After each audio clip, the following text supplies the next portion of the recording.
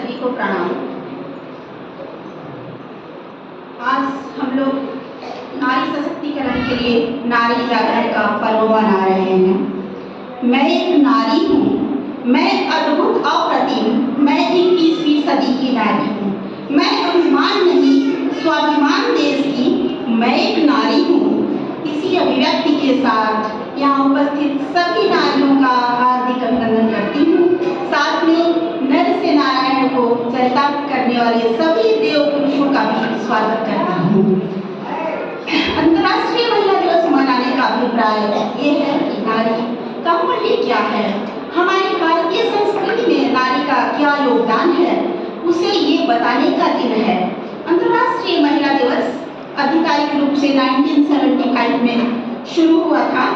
ये महिला दिवस का पर्व नारी को समाज के उत्थान में भूमिका निभाने का आह्वान करता है। वो कैसे? नारी जन्मी तो है, हम सब चीज जानते हैं, पर निर्मात्री है। ये समाज निर्माण के दोहरे मोर्चे पे कार्य कर रही है। कैसे कर रही है? परिवार क्या है? परिवार एक प्रयोगशाला है और इस परिवार में हम सभी नारी काम कर रहे हैं। जब एक मूर्तिकार एक मूर्ति की संरचना करता है तो वो बहुत ही अप्रतिम और सुंदर बनाता है उसको, लेकिन जब एक कारीगर उस मूर्ति को बनाता है तो वो क्या करता है, वो उद्योग, उसके मन में उद्योग की भावना होती है, वो मूर्तिकार की भावना नहीं होती है। तो नारी एक ऐसी मूर्तिकार है जो परिवार को सुदृढ़ बनाती है। अरस्तु, महान दार्शनिक अरस्तु ने कहा था, if you educate a woman you educate a generation. जैसा कि हम सभी जानते हैं 21वीं सदी नारी सदी है, भाव संवेदनाओं की सदी है। जैसा कि हमारी दीदी ने अभी कुमकुम दीदी ने कहा, कंपैशन की बहुत जरूरत है। और कहाँ? समाज में, परिवार में तो है, लेकिन हम नारियों के बीच में भी बहुत जरूरत है, क्योंकि एक नारी दूसरी नारी का हाथ पकड़कर चलेगी तो सुनिश्चित ही हमारे दिमाग में कोई बाधा नहीं आएगी और समाज निर्माण, परिवार निर्माण, राष्ट्र निर्माण सुनिश्चित रूप पे होकर रहेगा। तो क्यों ना समझे कि हमारा मूल्य क्या है, हमें ये कोई ना समझाए कि हाँ हमारा मूल्य क्या है। The beauty of a woman lies in her heart, attitude and mind, nothing else. नारी सशक्तिकरण उसकी आंतरिक ऊर्जा, शिक्षा और साधना पाकर निष्क्रिय कभी नहीं बन सकती। पर महत्वपूर्ण बात यह है कि सभ्यता का वर्तमान स्वरूप, हमारा प्रेजेंट सिचुएशन जो शिक्षा का है, वो नारी को कहीं ना कहीं इस चीज से अवगत नहीं करा पा रहा है, जो कि इस समृद्ध शिक्षित नारियों को इस तथ्य का बोध कराए कि एक डेवलपिंग नेशन के लिए उसकी सामाजिक जिम्मेवारियां क्या हैं। आज हम सभी जी रहे हैं, आज हम सभी अपने परिवार को देख रहे हैं, लेकिन हमारी सामाजिक जिम्मेवारी कहाँ है? हम कहीं ना कहीं एक छोटे से दायरे में पड़े हुए हैं, वहां से हमें निकलने की जरूरत है। अब ये बात है कि ये ऐसी शिक्षा होनी चाहिए जो शिक्षा ही नहीं, वो उपयोगी साबित हो हमारे जीवन में। नारी जागरण की आवश्यकता हमारे परम पूज्य गुरुदेव, जो हमारे गायत्री परिवार के संस्थापक हैं, उन्होंने बताया, जो नारी को नैतिक और बौद्धिक तथ्यों से अवगत कराती है। इसमें माता भगवती देवी जो नारी जागरण की को चरितार्थ करती हैं, तो गुरुदेव ने ये बताया कि ये सब सूत्र जो है नारी जागरण को बिल्कुल ही सशक्त बना सकते हैं। ये सूत्र क्या है, मैं बहुत ही संक्षिप्त में बताना चाहूंगी, सभी हमारे भाई बहन जानते हैं। ये सूत्र है शिक्षा, स्वावलंबन, सुरक्षा, स्वास्थ्य और संस्कार जैसे स्तंभ जो मानव को महामानव में बना देते हैं। ये सूत्र नारी को आज समाज के पुनरुत्थान में अपना योगदान करने के लिए प्रेरित करते हैं। एक पुस्तक है जो पंडित श्री राम शर्मा आचार्य, जो हमारे परम पूज्य गुरुदेव हैं, उन्होंने लिखी है, प्रबुद्ध नारियां आगे हैं। प्रबुद्ध नारियां कौन हैं? जो अपने नैतिक बौद्धिक कर्तव्यों को जानती हैं। तो हमें शिक्षा ही नहीं, विद्या की भी जरूरत है। World is ready for us. The question is, are we ready? Ready to serve the society, serve the family, serve the nation? तो आज ये सोचने का दिन है, समझने का दिन है। आज 1 करोड़ से ज्यादा बाल विधवाएं और अभिशापग्रस्त जीवन जी रही हैं, बहुत सी महिलाएं जो अज्ञानता के अंधकार में पड़ी हैं। तो क्या हम नारियों का कोई कर्तव्य नहीं है कि हम ऐसी नारियों के बीच में जाएं, हम उनके लिए कुछ सोचें? जैसा कि दीदी ने कहा, कंपैशन क्या है? वो हमारे हार्ट से जनरेट होता है, वो हमारी भाव संवेदना है। जैसा कि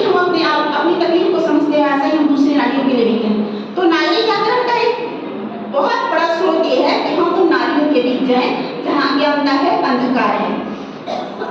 कहते हैं ना, मना की स्थिति बदले तो परिस्थिति भी बदलती है। जैसा कि हम सही जानते हैं, अपाला, गार्गी, मैत्रेयी, इनसे कोई भी ऐसा नहीं है कि अनजान है। इन मनीषियों ने क्या किया, हमारी संस्कृति को, हमारे अध्यात्म को बहुत ऊंचा उठाया। लेकिन जब मध्यकाल आया, जब हमारे देश में प्रजातंत्रता आ गई, तो हमारी नारियां जो है अज्ञानता में डूब गई और उनको अपना मूल्य समझ में नहीं आया। तो ऐसे बहुत सारे उदाहरण हैं हमारे समाज में, चाहे विज्ञान का क्षेत्र हो, चाहे औद्योगिकीकरण का क्षेत्र हो, चाहे खेल का क्षेत्र हो। तो 21वीं सदी की नारी हर क्षेत्र में आगे आ रही है। अब जैसे कि आज हम कुछ लोग कर्नाटका प्रांत से होंगे, कुछ लोग यहाँ पे रह रहे होंगे, तो हमारी कर्नाटका प्रांत की सुधा मूर्ति जी, जो इंफोसिस की चेयरमैन है, उन्होंने इतना बड़ा निश्चय किया कि वो कभी शॉपिंग नहीं करेंगे अपने लिए। तो क्या है, एक समर्पण का उदाहरण नहीं है, और वो भी आज के समय में। क्यों? क्योंकि नारी सशक्तिकरण हो रहा है। नारी अपने आप को समझ रही है, उसके मूल्य को समझ रही है। हमारी first women IPS officer Kiran Bedi, जिन्होंने बताया कि नारी के पास क्या करेज है, क्या आत्मबल है, उन्होंने तिहाड़ जेल को आश्रम बना दिया। तो ये नारी सशक्तिकरण का बहुत ही अच्छा परिचय है। अभी खेल के क्षेत्र में पुरुष IPL 2008 में स्टार्ट हुई थी क्रिकेट के लिए, लेकिन अभी 16 वर्षों के प्रयास के बाद नारी सशक्तिकरण का सबसे ताजा उदाहरण है जो अभी चल रहा है, वुमेन क्रिकेट प्रीमियर लीग अभी जो स्टार्ट हुई, नारी सशक्तिकरण का ही उदाहरण है। हमारे जब हम थोड़े से पहले समय में जाएं, तो विज्ञान के क्षेत्र में मैडम क्यूरी, जिन्होंने रेडियम का आविष्कार किया था, उसके बारे में हम सब जानते हैं। उनको फर्स्ट नोबेल प्राइज मिला था विज्ञान के क्षेत्र में, महिला के रूप में। और ऐसा ही नहीं, उनकी 2 बेटियों को भी नोबेल प्राइज मिला। तो ये क्या है, एक नारी है ना जो इस नोबेल प्राइज के पीछे है। तो हम ये सब कह सकते हैं कि हम नारी सशक्तिकरण की तरफ जा रहे हैं, बट इतना ही एनफ नहीं है, हमें और भी कुछ करना है। हमारे नारी सशक्तिकरण के लिए अभी पिछले साल में हमारे सैलबाला पांड्या दीदी को प्रियदर्शनी पुरस्कार से सम्मानित किया, जो नारी सशक्तिकरण का एक बहुत बड़ा उदाहरण है।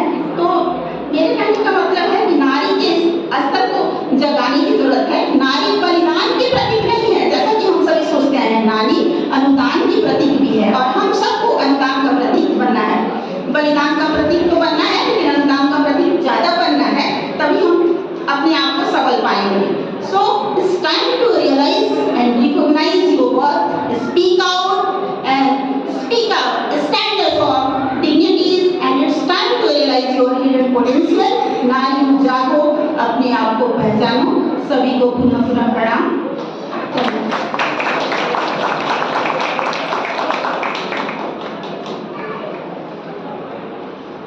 बहुत बहुत धन्यवाद अनिता दीदी। आइए आगे श्रृंखला की तरफ बढ़ते हैं।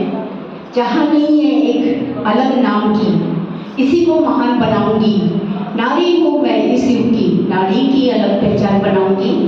हमारी गायत्री परिवार बेंगलुरु की सबसे समर्थ कार्यकर्ता, जो परिवार की शक्ति, समाज की शक्ति, देश की शक्ति के रूप में व्यक्ति निर्माण, परिवार निर्माण और समाज निर्माण, तीनों ही सूत्र पर कहते हैं ना कि कोई भी चीज़ जब हमारे अंदर आती है, जब तक हम उसको अनुभव नहीं कर पाते, तो अनुभव के साथ पहले आत्म परिष्कार, फिर परिवार का निर्माण, इसके बाद समाज का